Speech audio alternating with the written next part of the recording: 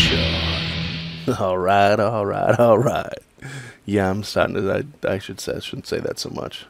It's just in my brain though. It's the minute I see that little clip, that's what I think of. Headshot. Welcome to another one about my Stump's World of Tanks Xbox One replays. Platooned up with the Great Joe. We're in the Indien Panzer. We're Tier 8 match, and we're on Sacred Valley. Yay! Sacred Valley, just beautiful map. I think I used to like the old Sacred Valley better. I don't know, maybe I just haven't gotten used to this version. It just kind of sucks. Starting on this side, typically.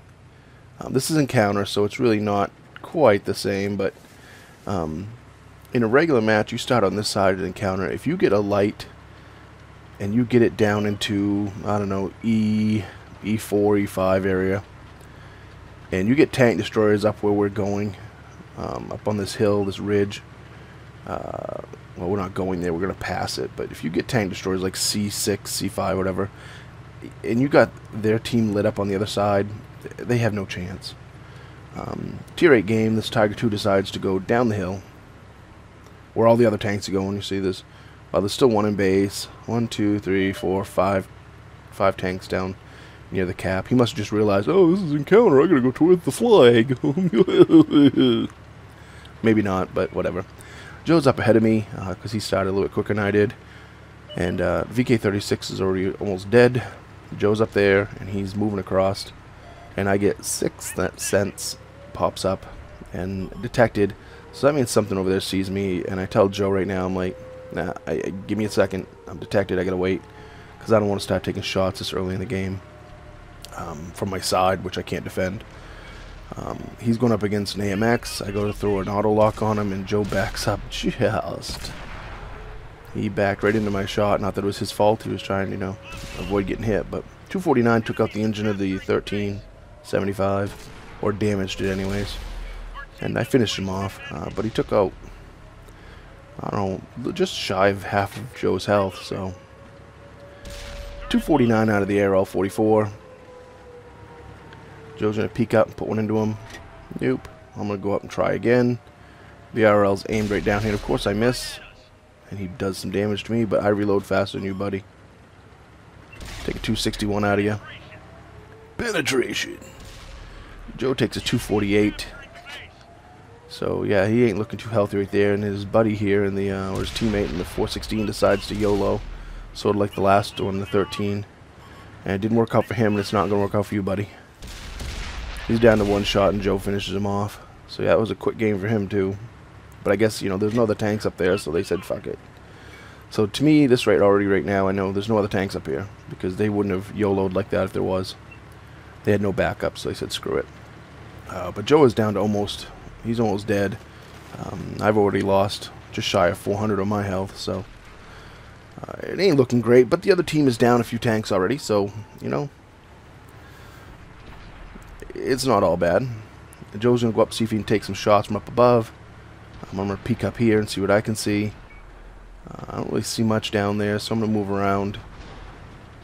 And, ooh, what's in front of me? Oh, and Joe gets taken out. Damn it. And now I'm sitting here with a freaking Mutant. But Mutant's not a problem in this tank. 251 out of his turret, side of his turret there. I switched to premium because it is just me up here now. And I really don't want to die. So I'm going to move around here, wiggle. He's going to try to take a shot at me and miss. I take a 268 out of him. I can reload much quicker than him, so I'm going to push back up, put another one into him. And now he should be getting close to his reload, so I'm going to back up and start, just playing with the cliff here. But he doesn't fire, so I stick another one through his turret. He's almost dead. He doesn't have a chance. He just, yeah. He's out of the game. So, LOLs to you, Mr. Mutant driver. He totally played that wrong. And it's probably just, someone that's got the Mutant and, oh, it's going to be a monster tank. Yeah, the Mutant's far from a monster tank. Side of a Carnarvon, and we don't do anything to it. Typical bullshit. That hit that one little titanium reinforced, unobtainium bolt that is right in the side of that tank. Every tank has one, and RNG, you know, has you hit it every once in a while. More often than not. Ooh, artillery. Auto lock. No, nothing over there. Oh, can I sneak that in there? Oh, he moves just as I fire. You scummy scumbag. I'm going to try to throw one down there just because. Hoping maybe he, you know, went through some kind of cover that, you know, was... I couldn't really see. I didn't know. I let it and hoped I just sunk it. It was a spray and pray. But he's pretty much finished off. There's another artillery, though, and I know he must be over here somewhere, so I'm going to go see if I can find him. Over the hills we go. Oh, look at that, M44. You on fire, and you out of the game. That was an auto lock shot. Now, see, I have no problems with auto lock shots hitting the side of artillery and penetrating. That isn't my problem with auto locks. Because half the time you aim in at an artillery in the side and it bounces. So you might as well throw the auto lock. That's my problem with auto lock. I use it. I never used to. Way back, I never used it at all. But I started using it probably a year ago or so, and I use it quite a bit now. But my problem is auto locks shouldn't be as powerful as they are. They shouldn't pen as much as they do. They should have a penalty for auto lock. But 111,000 silver with some ops. 4,200 XP with a multiplier. Excuse me. Second class mastery badge. 2915 for damage dealt. 509 assists. 12 penetrations. Yeah, not a bad game.